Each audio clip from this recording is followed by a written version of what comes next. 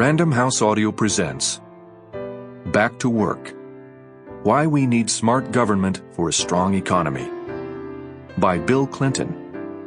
Read for you by the author.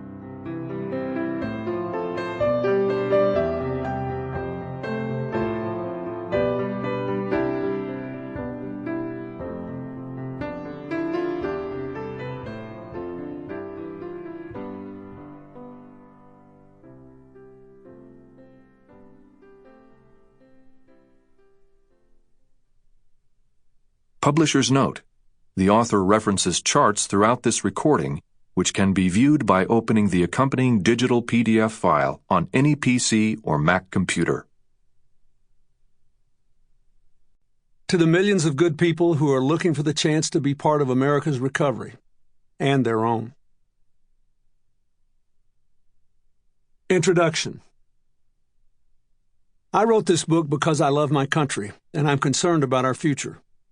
As I often said when I first ran for president in 1992, America at its core is an idea. The idea that no matter who you are or where you're from, if you work hard and play by the rules, you'll have the freedom and opportunity to pursue your own dreams and leave your kids a country where they can chase theirs. That belief has a tenuous hold on the more than 15 million people who are unemployed or who are working part-time when they need full-time jobs to support themselves and their families. And it must seem downright unreal to the growing number of men and women who've been out of work for more than 6 months and can't even get interviewed for job openings, as if they're somehow to blame for becoming casualties of the worst recession since the Depression. Work is about more than making a living, as vital as that is. It's fundamental to human dignity, to our sense of self-worth as useful, independent, free people. I earned my first money mowing lawns when I was 12.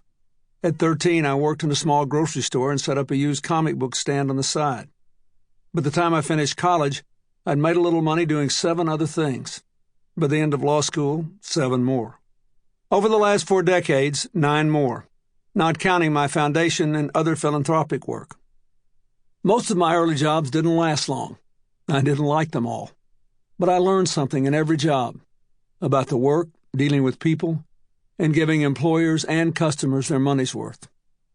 I came of age believing that no matter what happened, I would always be able to support myself. It became a crucial part of my identity and drove me to spend a good portion of my adult life trying to give other people the chance to do the same thing. It's heartbreaking to see so many people trapped in a web of enforced idleness, deep debt, and gnawing self-doubt. We have to change that, and we can. In these few pages, I'll try to explain what has happened to our country over the past 30 years, why our political system hasn't done a better job of meeting our challenges, and why government still matters and what it should do. I'll do my best to clarify what our choices are to revive the economy and deal with our long-term debt. And I'll argue that the looming debt is a big problem that can't be solved unless the economy starts growing again.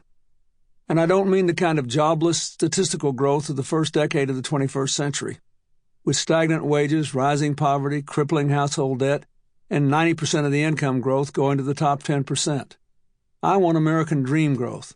Lots of new businesses, well-paying jobs, and American leadership in new industries, like clean energy and biotechnology.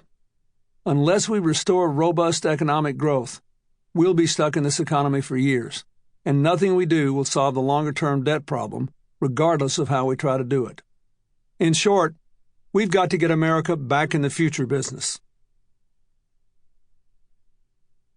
Part 1, Where We Are. Chapter 1, Our 30-Year Anti-Government Obsession.